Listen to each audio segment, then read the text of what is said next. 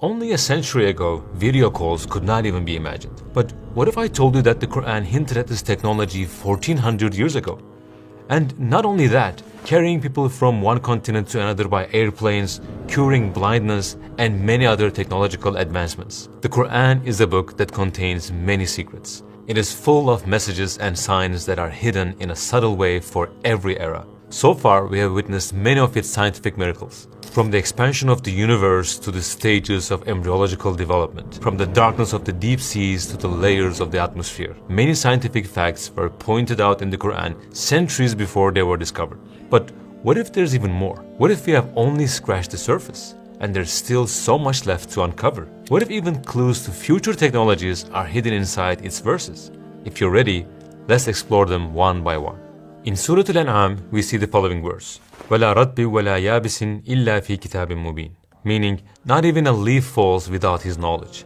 And there's no grain in the dark layers of the earth, or anything fresh or dry that is not recorded in a clear book. So, according to this ayah, everything is in the Quran, but not in full detail or by name. Instead, through signs, summaries, and fundamental principles. Famous Islamic scholar Bediüz Zaman says that some of these discoveries are hidden in the stories of the prophets and their miracles. Indeed, Allah has informed us about some of them through their stories. He made humanity imagine the peak of technological advancements and hinted that similar inventions would one day be made. Now, we're going to look at 7 miracles of the prophets mentioned in the Quran and the signs that are hidden within them. As we get closer to the final ones, these signs will surprise you even more.